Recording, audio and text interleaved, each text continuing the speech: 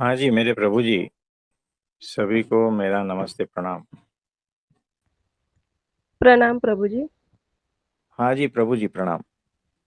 प्रभु जी, मेरा सवाल है कि मैं अपने अंदर के अहंकार को कैसे पहचानूं और उसे छुटकारा पाने के लिए क्या करूं? हाँ, ये मेन बात है।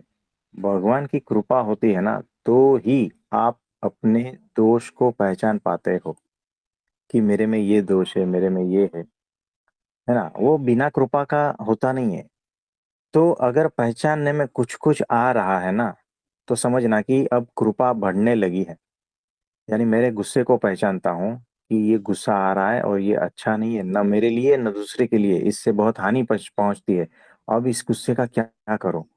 अब ये तो जड़ से लगा हुआ है, अब क्या करूं। जब भीतर से ऐसी पीड़ा उठती है कि ये मेरा गुस्सा दोष रूप हो गया है, अभी समझना परमात्मा की कृपा हो गई है। अब ये दोष निकलने के लिए रेडी हो गया है। वैसे ही अहंकार है, अहंकार के ऊपर हमने जो है ना काफी वीडियो बनाए हैं। तो प्लेलिस्ट में हमारा ये है अहंकार के ऊपर, वो आप सारा सारा सुन लेना। तो आपको थोड़ा आइडिया आ जाएगा कि मेरा ये जो है आचरण वो अहंकार युक्त है। मैं आपको एक सिंपल एग्जांपल देता हूँ। आपको रोना आता जी। है ना। तो कभी कभी जो है किसी ने कुछ बोल दिया है तो रोना आता है। कभी किसी ने आपके ऊपर ध्यान नहीं दिया है तो रोना आता है ना। और कुछ दुख में आ जाते हो तब रोना आता है। कब ऐसा होता है, लेकिन जब आप रोते हो तब आपके भीतर ये होता है ना कि कोई मेरे आंसू देखे और मुझे कोई सांत्वना दे, या मुझे कोई समझे। ये सूक्ष्म रूप से अहंकार ही है। मुझे कोई समझे, ये अहंकार का स्वरूप है। कोई मेरे आंसू की वैल्यू करे, मेरे आंसू यानी क्या हुआ। ये जो जो कुछ आप मेरा मेरा बोल रहे हो ना, ये सारा का सारा अहंकार में आता है। और जो जो कुछ आप ये कह रहे हो ना कि मैं, ये भी सारा अहंकार में। तो शुरुआत इस बात से करना कि मैं और मेरा ये क्या है ना। तो मैं और मेरा, जब आप ये कहते हो ना, तो समझना कि यहाँ पर अहंकार है। अब उसके रूप जो है ना, उसको धीरे धीरे हम फिर बाद में समझते जाएंगे। लेकिन उससे पहले आप अहंकार के ऊपर जितने वीडियो पढ़े हैं ना, वो आप सब सुन हम्म। लेना। उसमें से जी। कुछ अगर आपको प्रश्न उठता है तो उसके ऊपर हम डिस्कस करेंगे, है ना। तो रोना, आपको क्या लगता है कि रोना अहंकार का स्वरूप हो सकता है? आपने कभी नहीं सोचा होगा ऐसा कि मैं नहीं। रो रही हूं, ये अहंकार युक्त भी होता है। यानी मेरे हिसाब से कुछ चीजें नहीं हुई है, लोग मेरी सुन नहीं रहे हैं, इसीलिए मुझे रोना आ रहा है। ये अहंकार है। भाई क्यों सुने तुम्हारी, है ना। आप होते कौन हो कि लोग आपके हिसाब से चले, है ना। और जब आपके हिसाब से नहीं चलते हैं तब रोना आता है। और उस रोने में लोगों को क्या लगता है कि अरे बेचारे कैसे दुखी है ना। लेकिन ये दुख नहीं है, ये अहंकार का स्वरूप है, सूक्ष्म स्वरूप। और चार लोग पूछेंगे अरे बहुत दुखी हो, तो ये जो पूछना हुआ ये क्या हुआ, मेरी किसी ने नोंद ली। यानी मेरा मैं हूं ऐसा किसी ने नोटिस किया, मेरे अस्तित्व को किसी ने स्वीकारा। ये मैं है, मेरे अस्तित्व को स्वीकारा किसी ने कि भाई कैसे हो तुम। किसी ने पूछा, है ना। किसी ने आपका खबर पूछा। इसका मतलब क्या हुआ, आपको अच्छा लगा। वो अच्छा किसको लगा, अहंकार को अच्छा लगा। याद रखना, ये सारे बहुत बहुत गहनता पूर्वक आप हर चीज को जो है ना अहंकार का ही स्वरूप समझ सकते हो। और जिस दिन ये स्वरूप उसका समझ में आ गया ना, आप सोचोगे कि ये इतना पहाड़ जैसा अहंकार मेरे भीतर है। ये आश्चर्य होगा आपको। तो धीरे धीरे इसमें देखना, आपके भीतर आपके हर एक्शन में उसके पीछे अहंकार जुड़ा है। आप कुछ भी कह लो, हम उसको अहंकार से जोड़ के देख लेंगे। ये दृष्टि आपको आनी चाहिए, है ना। तब तक इसका ये खत्म नहीं होगा। ये अहंकार इतना भयंकर है, महाभयंकर है। इसी अहंकार में आप कुछ और पूछना चाहते हो अभी के अभी? जी प्रभु जी, क्या अहंकार को समाप्त करना चाहिए या केवल उसे समझना चाहिए? देखो, अगर उसको समझ लिया ना तो फंसोगे नहीं। आपने क्या कहा कि क्या वो जो कमरे में सांप है उसको खत्म करना चाहिए या उसको समझ लेना चाहिए? तो सांप को समझ लिया कि ये जहरीला है, इसके पास जाएंगे या इसको छेड़ेंगे तो हमें डंक देगा, ये समझ में आ गया, ठीक है। अब रास्ता क्या है कि उसको मारना तो है नहीं, वो मरेगा। अगर वो इतना भयंकर है, रूप बदलने वाला, तो वो मरेगा नहीं। रावण जैसा है तो उसका कितना भी सर काटो, ये अहंकार का वैसा ही है, तो वो मरेगा नहीं। वो दुगनी ताकत से आप पर हमला करेगा, और वो अहंकार दूसरा रूप धारण करके आपके साथ हो जाएगा, और आपका साथ देकर खुद को मारने की कोशिश करेगा, और आपको लगेगा कि हाँ मैंने अहंकार मार दिया, लेकिन भीतर जो है अहंकार मौजूद है अभी भी, दूसरे रूप में, आपके दोस्त के रूप में मौजूद है। ये बहुत ही भयानक है, इसको समझना है। जैसे जैसे इसको समझते जाओगे ना, वैसे वैसे इससे दूर अपने आप होते जाओगे। इसको एक बार समझ लिया ना पूरी तरह से, तो आपको लगेगा कि अरे ये तो धुआं था, बादल था, गायब हो गया, ये था ही नहीं कभी। इस तरह से आप समझोगे। तो इसको इतनी गहनता पूर्वक समझ लो ना कि वो बचे ही नहीं अभी। यानी होश इतना बढ़ जाएगा कि अब वो धुआं दिखेगा ही नहीं, वो भ्रम दिखेगा ही नहीं, वो अहंकार पता ही ना चले, वो बादल गायब हो जाएगा। ये ऐसा है। तो इसको समझना बहुत ही बेहतर है, बहुत ही बेहतर। आप इसको समझो, गहनता पूर्वक समझो। इसके सामने पड़ोगे तो ये जाएगा ही नहीं, ये रावण जैसा है। तो इससे उलझना नहीं है, इसको देख लेना, इसको समझ लेना बस, तब इससे मुक्ति हो जाएगी। इसके हर स्वरूप को समझना है, हर धागे को भीतर कहाँ कहाँ जुड़ा है, और मेरी कौन कौन सी एक्शन के पीछे ये खड़ा है, वो कौन सी शक्ति है जो अहंकार से निकलती है। ये सारा कुछ देख लिया ना तो आप मुक्त हो जाओगे। इसमें और कुछ पूछना चाहते हो? नहीं प्रभु जी, धन्यवाद हाँ। प्रभु जी। हाँ जी, नमस्ते नमस्ते। प्रणाम। और किसी का कोई प्रश्न है तो बताइए। नाम प्रभु जी। हाँ जी प्रभु जी, बोलिए बोलिए। प्रभु जी, हमें मुक्ति क्यों चाहिए और मुक्ति क्या है, हमें इसके बारे में थोड़ा बताइए। देखो, जेल में जो पड़ा है ना आदमी, वो कहता है कि मुझे जेल से बाहर निकालो, है ना, क्योंकि जेल में दुख है क्या, नहीं बताओ, बंधन है। और अगर किसी चूहे को पिंजरे में पकड़ लिया है ना, तो वो जो है ना चुपचाप थोड़ी बैठेगा, वो खोलने की कोशिश करेगा, दांतों से नाखून से मारने की कोशिश करेगा, हर तरह से, है ना। तो इस तरह से जो है, उसको भी मुक्ति चाहिए। हर जीव भीतर दुखी है, हर जीव बंधन महसूस करता है, उसे स्वतंत्रता चाहिए। उसे पता नहीं है असली स्वतंत्रता क्या है ना, इसीलिए वो झूठी स्वतंत्रता के पीछे भाग रहा है। लेकिन असली मुक्ति उसे पता नहीं है। वो तो माया पार के पुरुष जो मुक्त है हमेशा से, वो आके समझाएंगे कि इसको मुक्ति कहते हैं, तब ही वो संभव है। तो जहां जहां दुख है, वहां वहां मुक्ति की चाहत है। जहां जहां बंधन है, समस्या है, पीड़ा है, वहां वहां मुक्ति की चाहत है ना। तो जहां जहां समस्या है, बंधन है, उसको समझो। जैसे जैसे ये समझ में आता है ना, वैसे वैसे मुक्ति की तड़प और बढ़ने लगती है। जैसे जैसे दुख समझ में आता है, मुक्ति की इच्छा और बढ़ती है। और ये जरूरी है। अगर मुक्ति की इच्छा ही नहीं रखोगे तो गड़बड़ हो सकता है, इसी जन्म मरण के चक्कर में फंसे रहोगे।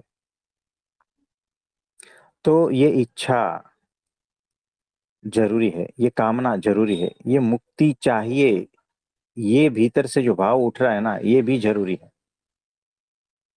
और ये भाव तब तक ही, जब तक वो सत्पुरुष नहीं मिले तब तक। एक बार सत्पुरुष मिल गए, समझना मुक्ति मिल ही गई, बस वहां से स्टॉप। वहां फिर कोई कामना नहीं, न मुक्ति की कामना, न कुछ भी कामना, न कोई पद की कामना, न कोई स्थिति की कामना। आप समझे? जी प्रभु जी। हाँ जी, ऐसा ही है। और कुछ? प्रभु जी, हाँ जी प्रभु जी, जैसे इसका मोक्ष एक इसका दूसरा नाम है। हाँ। और यदि एक व्यक्ति वो ना, ये ना चाहे मुझे आत्मज्ञान नहीं चाहिए, ब्रह्म ज्ञान नहीं चाहिए, मुझे सिर्फ गुरु के चरणों में ही रहना है सारी आजीवन, तो वो क्या ठीक है? ये तो सबसे उत्तम बात है, लेकिन फिर भीतर कोई भी कामना उठनी ही नहीं चाहिए, तब आप गुरु के चरण में रहने लायक हो, है ना? नहीं तो यहाँ पर क्या है, गुरु के चरण में भी है, और मुझे ये भी चाहिए, मुझे वो भी चाहिए, मुझे ये भी चाहिए, ये सारा कुछ चाहिए भी है। इसका मतलब है आपकी चाहते हैं और जगह की, है ना? और आपको लगता है कि मैं अ, गुरु के चरण में हूँ, मुझे गुरु के अलावा कुछ नहीं चाहिए, लेकिन और भी सूक्ष्म चाहते बाकी है। इसका मतलब अहंकार अभी भी बाकी है, गुरु के चरण में रहते हुए भी अहंकार बाकी है। तो ये ठीक ठाक नहीं हुआ। गुरु के चरण में तो तब ही रह पाओगे, यानी सारी कामनाओं से मुक्त हो जाते हो ना, तब ही आप लायक बनते हो गुरु के चरण के, है ना? सारी इच्छाओं, सारी वासनाओं से जब मुक्त हो जाते हो संपूर्ण रूप से, तब ही गुरु के चरण में रहने लायक बनते हो। आप समझे? जी प्रभु जी। प्रभु जी, हमारे जीवन में समस्याएं ही इच्छाएं का एक दूसरा रूप है, तो प्रभु जी इसका निवारण क्या है? फिर हम इच्छाएं तो करते हैं ना कि घर में ये परेशानी होगी, वो परेशानी होगी, तो उसका निवारण क्या है? फिर कैसे आगे बढ़े प्रभु जी? यानी बहुत सारी समस्या से घिरे हो, ऐसा? जी। हाँ जी, जी प्रभु जी। मनुष्य जन्म ही इसीलिए है कि जागृत हो जाओ, उसके लिए कोई भी परिस्थिति आएगी, है ना? तो समस्या है, अगर बेहोशी में रहे तो आपकी मांगे बढ़ी, और समस्या है और होश में रहोगे तो आप और समझदार बन जाओ। इतना ही है। समस्या को आप किस तरह से ले रहे हो, समस्या को आप बाधा के रूप में ले रहे हो, मेरी सुविधा के अगेंस्ट में ले रहे हो, तो ये आपको बेहोश बनाने का तरीका है आपके माइंड का, है ना?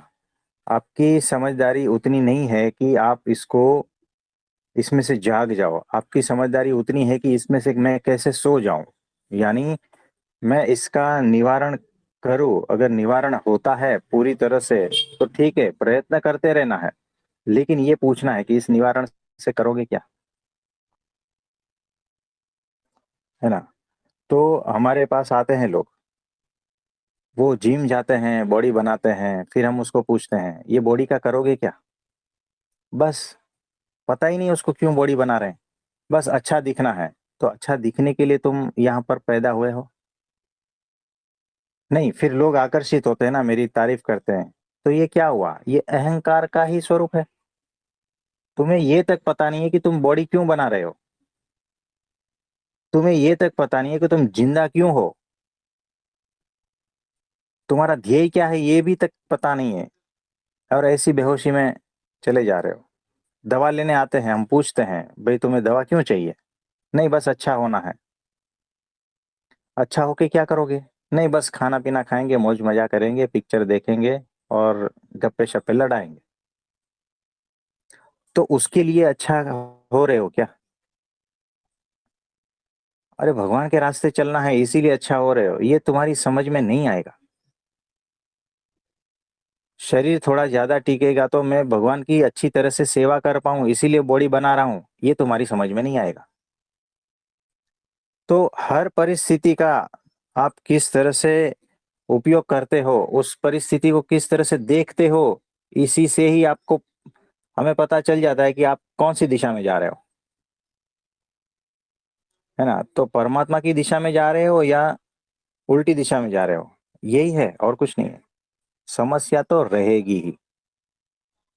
समस्या प्रूफ कैसे बनना है ना, ये सीखना है। नहीं तो सीधा बेहोशी में चले जाओगे। समस्या नहीं रहेगी तो आप बेहोश हो, याद रखना। जैसे ही आपके जीवन की समस्या हटी, वैसे ही आप और बेहोशी में जाओगे, और जन्म मरण के चक्कर में। अब इतने से तो जी नहीं भरता, इतनी समस्याओं से तो और कितनी झेलनी है अभी आगे, है ना। इतनी परेशानियों से भी सुधरते नहीं हो, और कितना परेशान होना है आपको सुधरने के लिए। इतने दुखों में भी होश पूर्वक नहीं रह पाते हो, तो और होश पूर्वक होने के लिए और कितना दुख चाहिए। हमारे शब्दों को समझना पहले, है ना। जब 4 दिन समझोगे हमारे शब्दों को, तब थोड़ा समझ में आएगा। जी प्रभु जी। तो समस्या से हम ही छूट सकते हैं, और समस्या को हम ही आमंत्रित करते हैं। हमारी ही देखने की दृष्टि ऐसी होती है कि ये कुछ चीजें जो है वो समस्या रूप लगती है, और ये कुछ चीजें जो है भक्ति रूप लगती है, वही की वही। तो होता है, ऐसा होता है, कोई बात नहीं। हम प्रार्थना करते हैं कि भगवान के रास्ते में जो भी समस्या है, तकलीफ है, बाधा है, पीड़ा है, वो जल्द से जल्द दूर हो जाए, ऐसा भगवान से प्रार्थना करते हैं। और कुछ पूछना चाहते हैं? जी प्रभु जी, अभी आपने बताया कि आंसू ही अहंकार का दूसरा स्वरूप है। हाँ। प्रभु जी, तो उस दिन आपने एक दिन मुझसे बात की थी, तो मैं रो रही थी। तो उस दिन मुझे ऐसा अंदर से आया, भीतर से, कि मुझे आज के बाद इस समस्याओं के लिए रोना नहीं है। तो आज मुझे उसका आंसर मिला। आपने जो अभी बताया कि आंसू ही दूसरा अहंकार का स्वरूप है, इसके लिए प्रभु जी आपको बहुत बहुत धन्यवाद देती हाँ जी। हूँ। हाँ। यानी देखो, चेक करना है भीतर। और अहंकार जो है ना, बड़ा चालाक है। वो यही सिद्ध करेगा कि अरे, तुम्हारे आंसू कोई अहंकार के होते हैं? झूठ बोल रहे सब। तुम्हारे आंसू तो बहुत ही वैल्यूएबल है। तुम्हारे आंसू तो हीरे मोती जैसे है। इससे कीमती तो और कोई खजाना नहीं है। तुम्हारे आंसू कोई सामान्य पानी थोड़ी है। अहंकार ये तुम्हारे को उकसाएगा। आप समझे? यानी दूसरा माइंड आपका ये कहेगा, आपको समझाएगा कि तुम्हारे आंसू सामान्य नहीं है, दूसरों के आंसू सामान्य हो सकते हैं। ये भी समझाएगा। आंसू, देखो, एक तो होता है आंसू मांग वाला। यानी आंसू के पीछे जो है ना, कुछ मांगे खड़ी है, कुछ इच्छाएं खड़ी है, कुछ कामनाएं खड़ी है ना, कि वो मिल जाए तो मेरे आंसू रुक जाए। वो दुख के हो सकते हैं, कि सुख की तलाश में है, वो दुख के आंसू हो सकते हैं। लेकिन ये भी अहंकार के ही आंसू है। दुखी है, सुखी होना चाहता है ना, कुछ चाहिए है उसको, उसके आंसू है। परमात्मा के आंसू नहीं है। परमात्मा के आंसू तो बहना चाहते हैं बस, देना चाहते हैं बस। वो कृतज्ञता से भरे भरे आंसू रहते हैं। वो आनंद के आंसू होते हैं। वो मुक्ति के आंसू होते हैं। वो आंसू अलग होते हैं, और अहंकार के आंसू अलग होते हैं। भीतर चेक करना सब, कि ये आंसू के पीछे क्या रहस्य है, और होश पूर्वक जाना। नहीं तो अहंकार आपको वहां पकड़ लेगा कि अरे अरे, ये ऐसा नहीं है, तुम्हारे आंसू तो भगवान के हैं। तुम्हारे आंसू दुख के नहीं है। तुम्हारे आंसू जो है, परिस्थिति बस ऐसा हो गया है, इसीलिए आंसू है ऐसा, है ना। आप समझे? ये अहंकार भी बड़ा चालाक है, आपको समझा देगा और आपके आंसू को और मजबूत बना देगा। कितना दलीलबाजी पेश करेगा आपका अहंकार, आपको बचाने की कोशिश करेगा हर वक्त। वो आपको नहीं बचा रहा है, खुद को बचा रहा है। तो महाभयंकर है अहंकार। अहंकार आंसू के रूप में बहता है, बोलो। और जो असली आंसू है ना परमात्मा के, वो तो उसकी बात ही अनूठी है। उसका जिस दिन अनुभूति करोगे ना, वो आंसू ऐसे बहेंगे मानो परमात्मा ही बह रहा है। तो हर आंसू को पहचानो। मेरे आंसू, अब ये जो मेरे आंसू है ना, ये महाभयंकर है। मेरे आंसू की कीमत, है ना, मेरे आंसू की कीमत यानी मेरे अहंकार की कीमत। मेरे घर वाले मुझे ठीक से समझते नहीं है, और आंसू आ है ना, समझना ये अहंकार के आंसू है। क्यों समझे तुम्हारे घर वाले तुम्हें? यहाँ कोई किसी को समझने के लिए आया ही नहीं, पैदा ही नहीं हुआ है। क्यों समझे? हकीकत को स्वीकार करो, है ना। तो बहुत प्रकार के आंसू है, उसके पीछे एकमात्र छिपा है रहस्य अहंकार का। चेक करना। जब तक इसको पूरी तरह से समझोगे नहीं, इसके स्वरूप को पूरी तरह से ढंग से सीखोगे नहीं, समझोगे नहीं ना, तब तक ये अहंकार पीछा नहीं छोड़ेगा। और जब तक अहंकार के आंसू है ना, तब तक तो परमात्मा के आंसू बहेगे ही नहीं। और जिस दिन परमात्मा के आंसू बहने चालू हो गए ना, अहंकार का एक भी आंसू आपके भीतर बचेगा ही नहीं। तो ऐसा है। एक ही आंख है, एक ही पानी है, लेकिन उसके पीछे जो आंसू है ना, और उसके पीछे जो ताकत है, वो दोनों अलग अलग है। तो इतना होश में आओ, इतना समझदार हो जाओ कि आंसू के पीछे के रहस्य को समझो। उसके पीछे कौन खड़ा है, कौन सा केंद्र से वो आंसू बह रहे हैं, चेक करो, है ना।